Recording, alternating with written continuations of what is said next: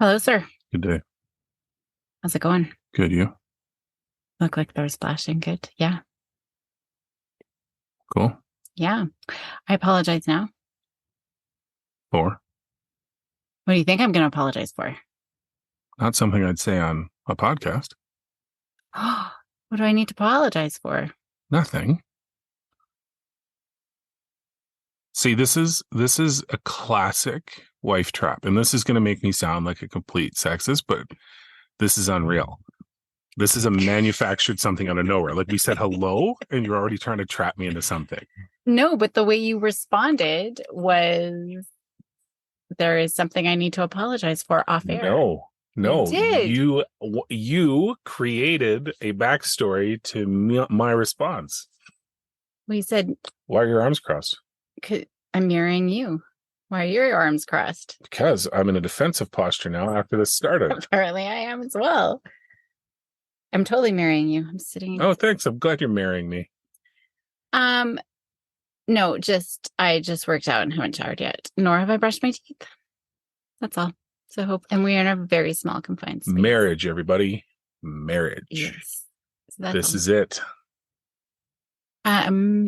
Feels like again forever since we've kind of sat down. It's a holiday today. It's a long weekend. In Canada. Yep. Our children are still sleeping. It's been a very busy weekend. Tournaments. Mm-hmm. Children both walked away with a medal, which was amazing. Mm-hmm. We saw someone get rushed to the hospital. Two people rushed to the hospital. Kids, yeah. Yeah, we saw there's a lot of drama this weekend. A lot of drama. Mm-hmm. Saw a goalie kicked out of a medal game. Yeah. It's craziness. And Max. Do you want to talk about Max? Mm-hmm. Congratulations to Max Verstappen for his first uncontested and non-cheating world title. All righty. I guess that's it. We still have a dog. Third dog. Third dog. What are you doing? Are you hiding another dog? No. Third dog. But SPCA's reached out again this weekend. It always starts with, hey, how's Milton doing? Yeah. Do you want to take 4 more, friend? So then I just did not yet respond to this one because every time I'm like, he's doing fantastic. Well, great. Wouldn't you like another one? It's been months. Mm-hmm. Anyway. So my question of the day, I came across this article. I'm actually not uber thrilled with it now that I've actually read it, but it was one that I thought would be worth talking about along similar lines of things that we've talked about before. But essentially it was talking about kids' mental health and parents' mental health, right? And so a depressed kiddo is 5 times more likely to have a parent who's also depressed than a teen who's not depressed, right? So there's this huge correlation, which to me, I don't know, does that not make sense to you? To me, that sounds like they're making it sound like, oh my gosh, we've never looked at parents. To me, I'm like, well, of course. Like, well, I mean, we joke around about it on this podcast, but everything is the parent's fault. Everything, right? Like that's our running joke. So why would this be any different? Now, that said, I'm sure there's as many examples of there being no correlation. Oh, certainly. And I think it depends too. I mean, they were focusing on teens. And I mean, it was really highlighting how much our children and teens' mental health has declined since the pandemic, which we've seen. We've seen this huge trend of anxiety and depression. Really, since 2007, there was a huge surge, which weirdly was correlated with smartphones and things. And then 2015 was a huge jump. And by then we saw that like 98% of our kids actually had a phone to current day, right? And I think COVID just compounded that. So we've seen that rise. With younger kids, I've always said, if parents are doing well, your kids are probably doing pretty good too.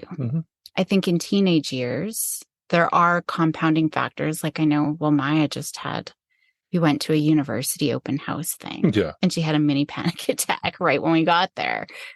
Just the overwhelm, right? Because she's graduating this year. And then what? Like that transition to adulthood. So I think that there are separate pieces there that teens absolutely could be facing a lot more anxiety and depression that's not related to their parents' own stuff.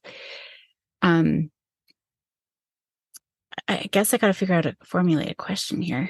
I'm on the edge of my seat. This is a great recap. Yeah. So I guess, well, it really does. I mean, there is a genetic component. Yes, absolutely.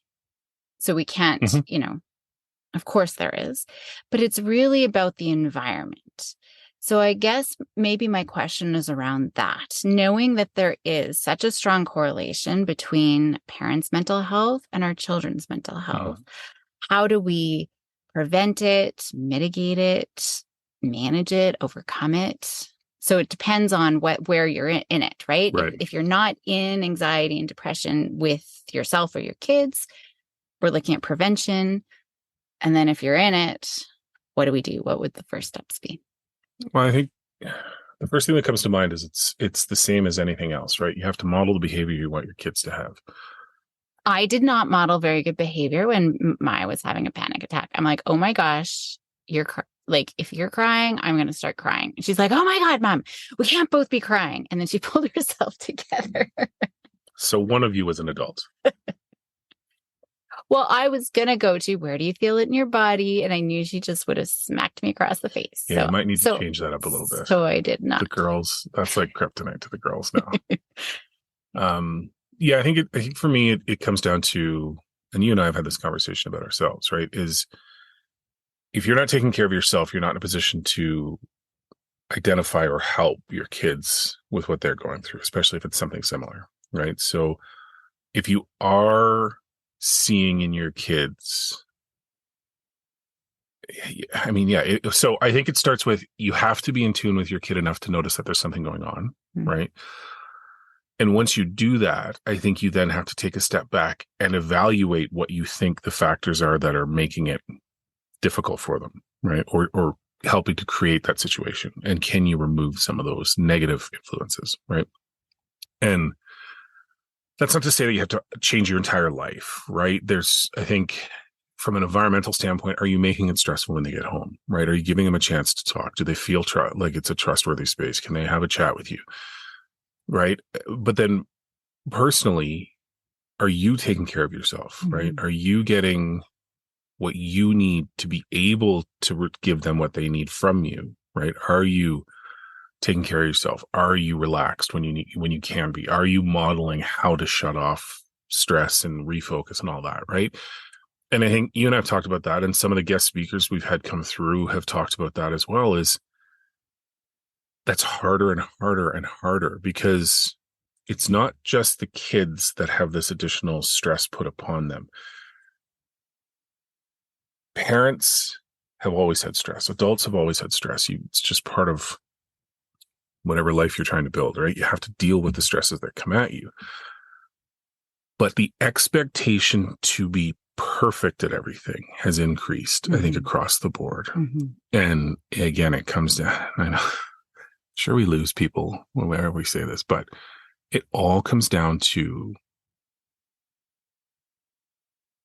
parents more and more are modeling, to a certain degree, an unattainable life. They're seeing people online that are super happy on vacations and buying their brand new AMG Mercedes and showing off how great their life is. And then as soon as that little video is over, they're probably heaped in debt, unhappy, right? All these other things that nobody else sees. So I think it's kind of a rant, but I think it's all part of the same thing. You have to really understand yourself and align how you're living to how you want to be living, and then make sure that you're giving your kid the same chance to do that. It's as simple as that, I think, because if you're not taking care of yourself, if you're stressed all the time, if you're not creating a place where the kid feels welcome and safe, yeah, of course, they're going to have problems, right? And that's not to say that you can't have stress, right? There are times that you got to deal with stress, but there's a way to deal with that stress healthy in a healthy manner that shows kids how to properly do it, that shows kids how to ask for help when you need it so they know how to ask for help. And I don't think a lot of people do that, right? Like we've talked about it before. We've through kids stuff and things, we've met some people that I've walked away from going, holy cow, like that dude's like 45 and is tucking into the booze on a Friday night like he's 18. Like, what are you doing? Like, and that's not a judgment from the perspective you shouldn't drink. It's but it's is is that your hobby or is that your coping mechanism? Yeah. Right.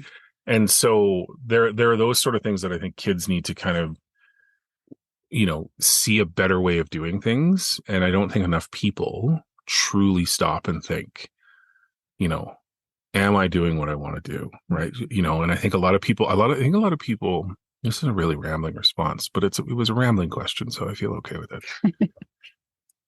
I think a lot of people, are chasing the wrong things. Mm. I think a lot of people, like how many people do we know?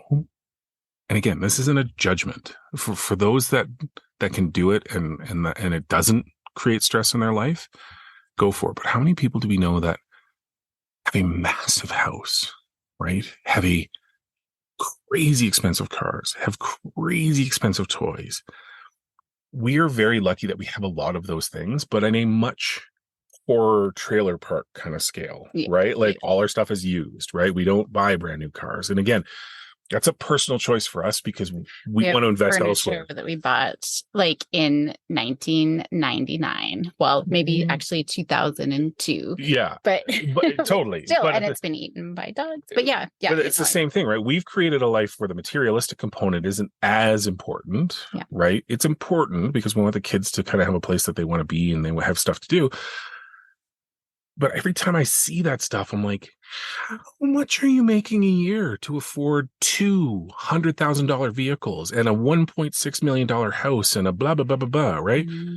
And we do a lot of people like that. Mm-hmm. And fantastic. If they can do it and it's not stressful, awesome. But that's setting now.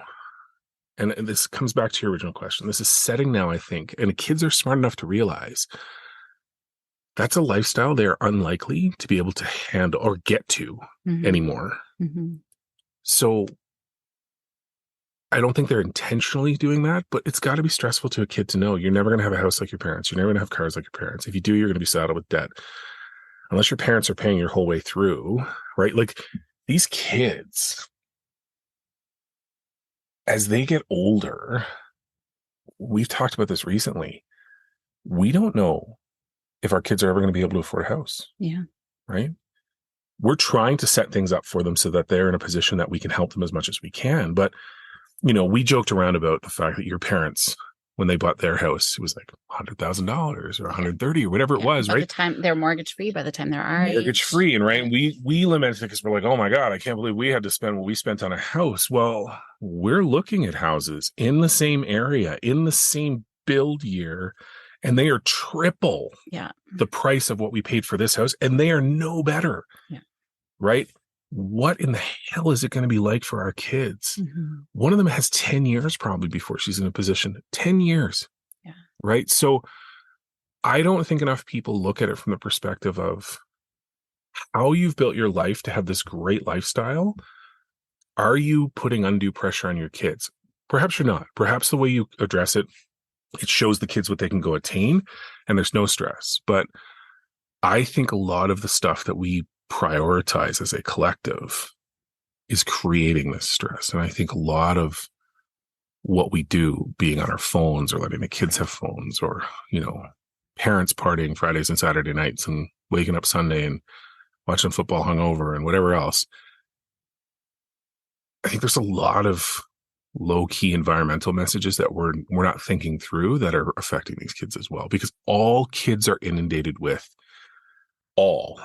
is, well, you said it before. It's almost like, I don't know if scarcity mindset is the right phrase, but it's all about what they should have, right? You look at anybody on TikTok, You get 20-year-olds that are buying hundreds of acres of land down south in the United States because they're making millions off of YouTube, and they're buying brand new cars that they're destroying for video content. That is unattainable for 99.9% of the world population. Yeah. Right. But this is what these kids are done. And then they look to their parents, and their parents are dealing with their own stresses, but are creating this unattainable lifestyle. Like, it's no wonder, man.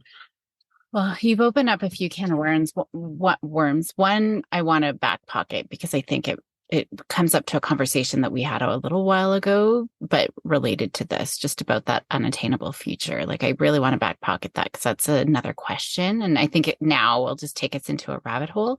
But you're right. And it's perpetuated by social media because we are perpetuating that online, and we're seeing everybody else and assuming that everyone's doing it easily with all the beautiful things in their life. And so I think that is a huge part of it. So,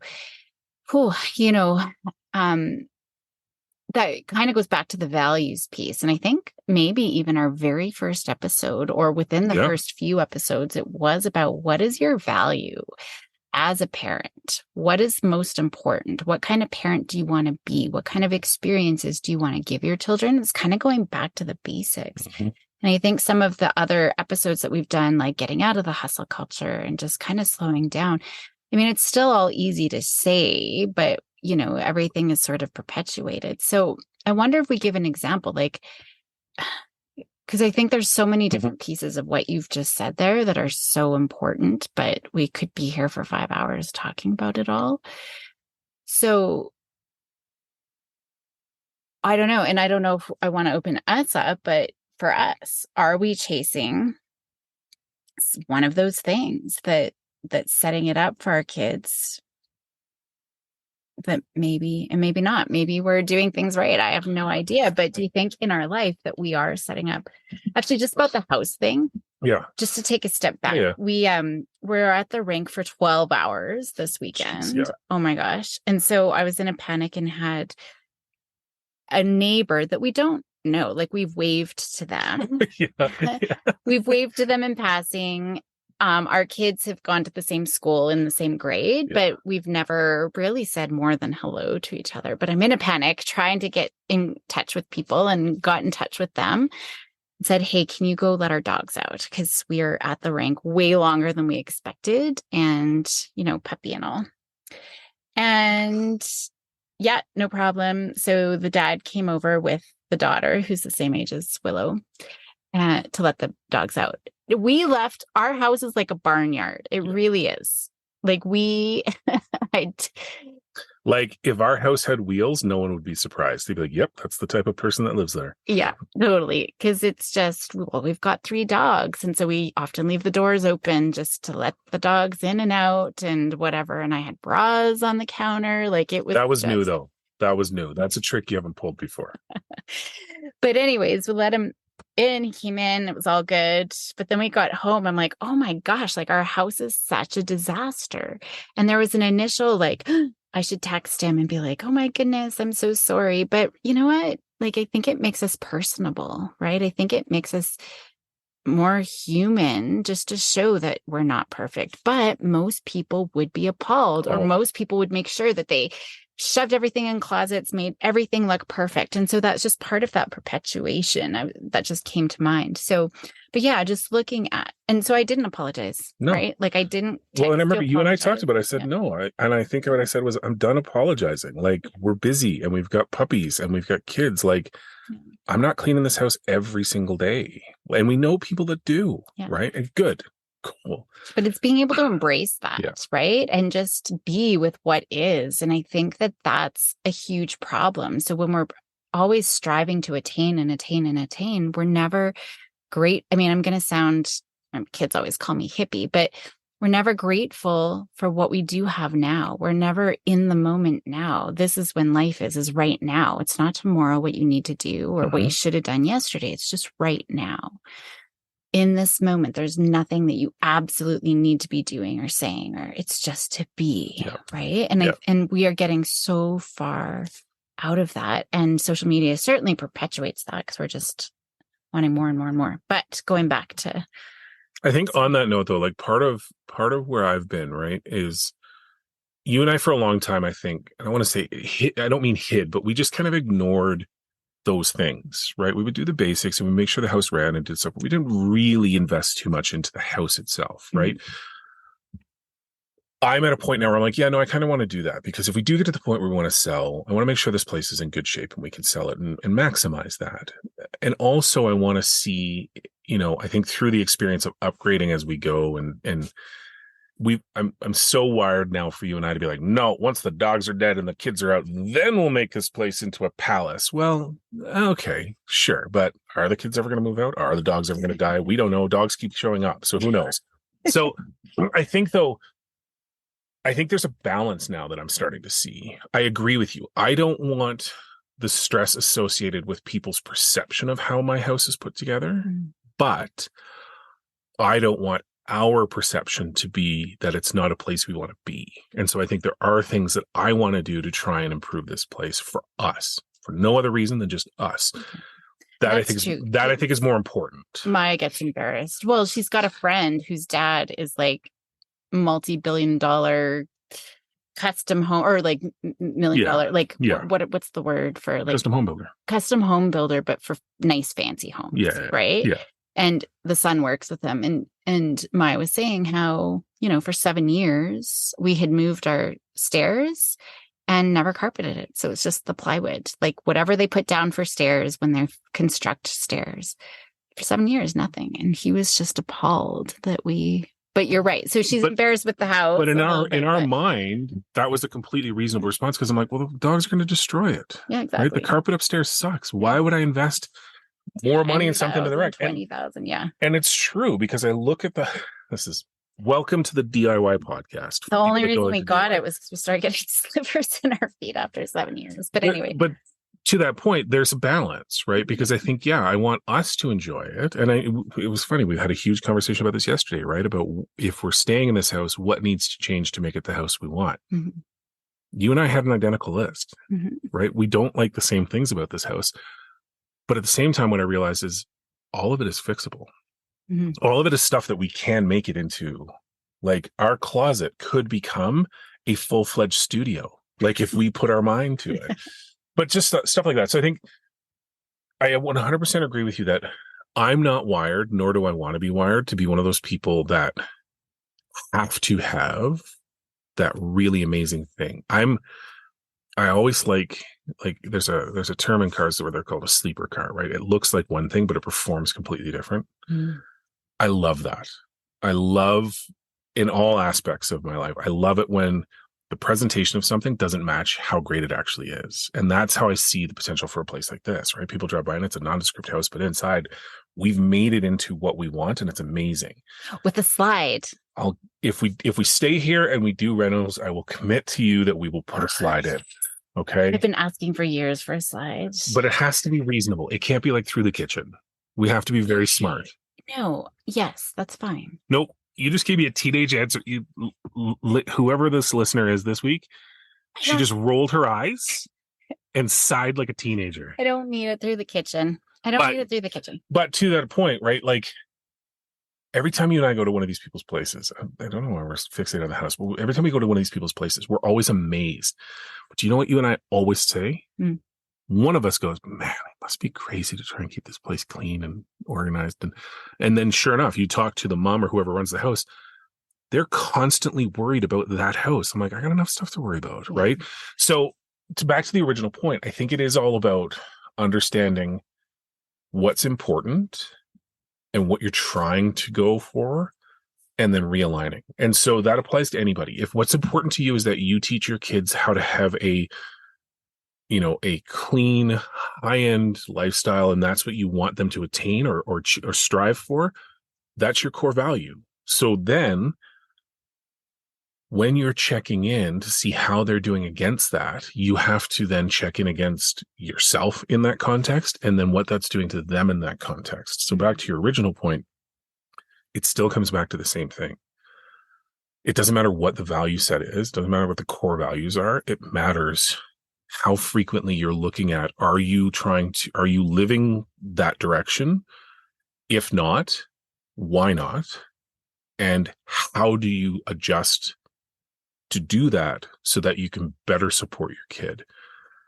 Because if the lifestyle you've created is creating a completely different output, and you're stressed, and you're not taking care of yourself, and you're not interacting with your kids in a way that you want to, and your kids don't want to be around you, then there's a question of, do you have the right core values, right? If those are still the ones you have, figure out that discrepancy, right? And then figure out what you need to do to put yourself better in alignment, and then go support your kid, right? It's no different than what they tell you on an airplane. In the event of a crash, put your face mask on. You said this before, right? Put your oxygen mask on first, then help somebody else. Yeah. It's the same idea, because if you're not in a position to do that, you're not going to be able to sustain the support they need without yourself falling down. Or they're smart enough, they're going to know you're just bullshitting them, or BSing them, sorry, right? Because that's kids these days, because of all that they're exposed to, are insanely perceptive to the nuances of certain things, right? I don't think they've got great critical thinking when it comes to, is this legit? Is this person that I'm seeing actually this millionaire online, or are they just faking it? But they know very quickly if someone's talking to them, if something's off. Right. So I think that's the important part. Well, and I think, oh man, see, I gotta have a pad. Yeah, I always say, like, consider it's like you're on a train, right? And every quarter, 6 months, year, you come to a stop, check in. Like, is this what the train I still want to be? Where is this track taking me? Do I want to stay on this track? If not, if I want to go in a different direction, how do we hop off? How do we move in a different direction? And I do see a clash, I would say, all the time, where parents say, of course, my kids are more important than my phone or my iPad or my stuff. But boy, oh boy, I'm going to rip them a new one as soon as they break it or lose it or whatever, right? And so, like, that's the piece. And so parents will always say, I want to have this warm and loving family, but as soon as they make a mess in my beautiful living room, then it's a fight. And I see that. So I see fights around, well, obviously the social media and screens, but another huge fight is kids not living up to parents' expectations around little things like that. And I think, just going back to your values, the core value they might change, but how we play that out, how we do the value probably will change depending on age. So just because we've talked about the house, I think that this is a good, easy example. So I've always wanted to create a home where we all feel comfortable to do and be whoever we are, whatever we want to do. And when they were younger, I wanted to make sure we had a space where they could be creative, right? They could just make whatever they want.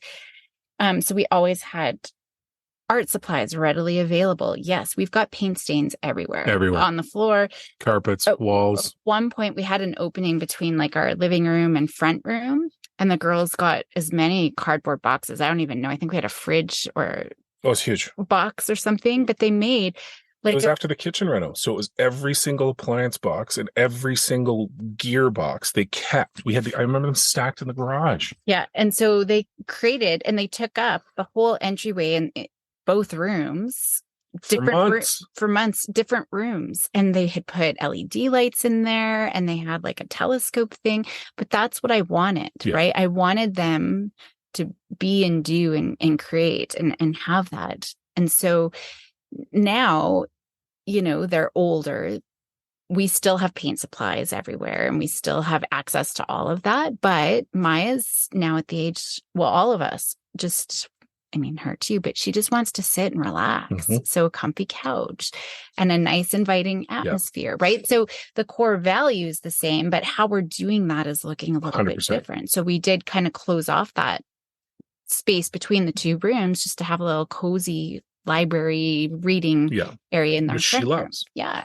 But I think you're bang on, because you did, right? Like it's so funny, because I think that was a driving reason behind why we disconnected from stressing about the house.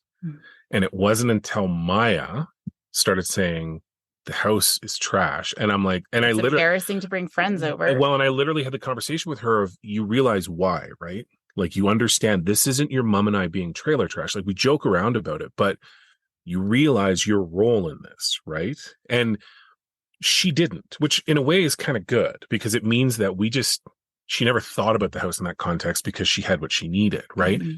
But you're right. Now that it's changing, it's funny because I don't think I've thought about it in this context, but that is a driving force, right? And that's to what I said earlier.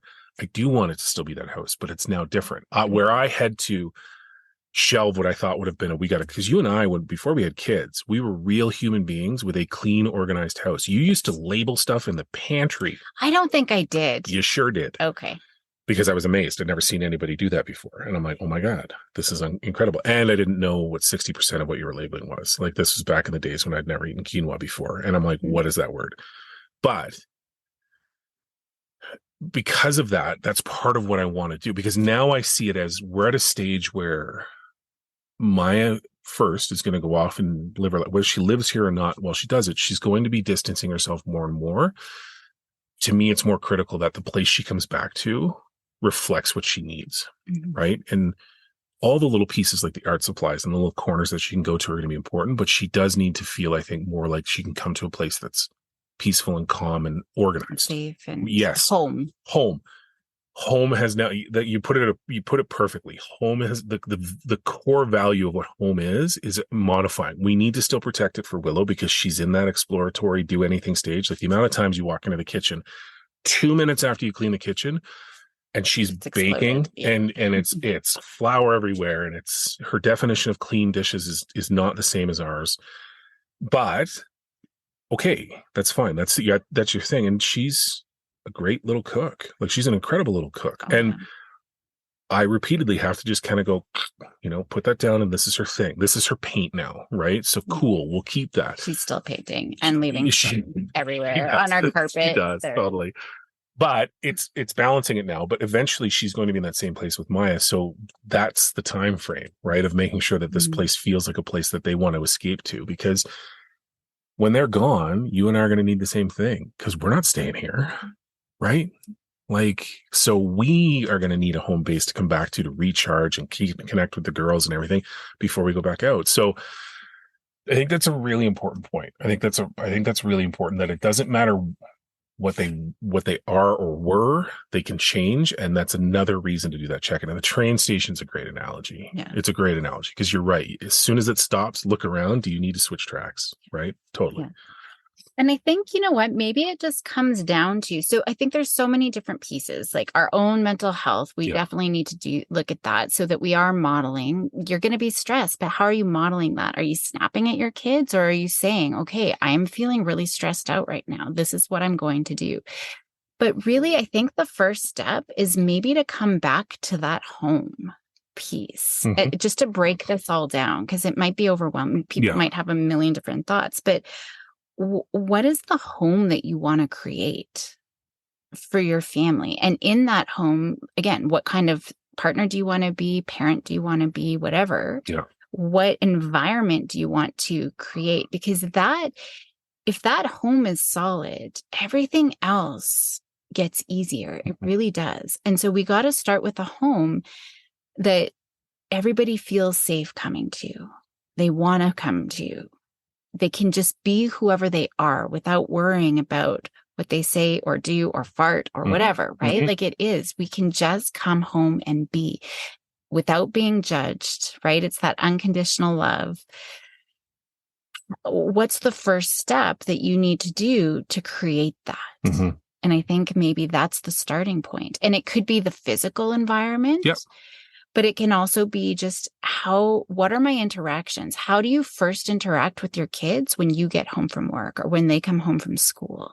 Yep. Right? Like maybe even just breaking it down more, that first interaction at the end of the day, how do we want to be? Yeah. How can I create that sense of home? Like finally, because I know so many parents who dread going home, dread it, right? And so they extend their day.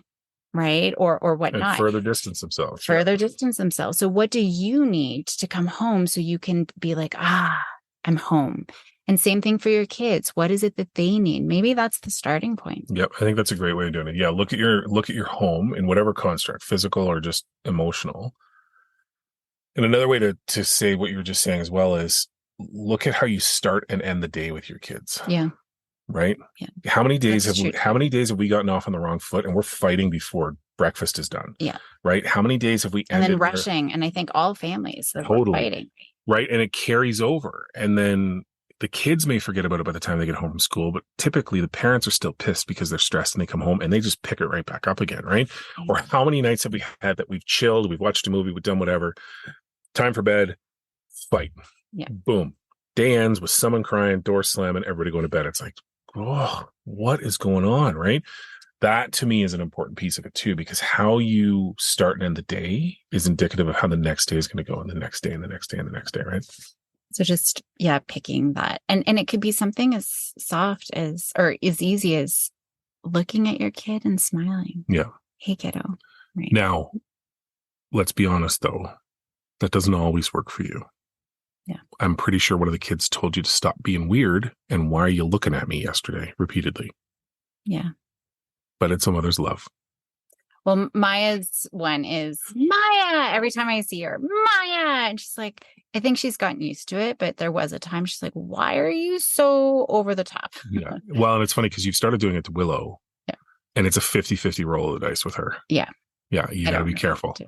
Maya, though, is open to it. Yeah. Willow needs a bit different. Alrighty. Well, thank you. All right. Cool.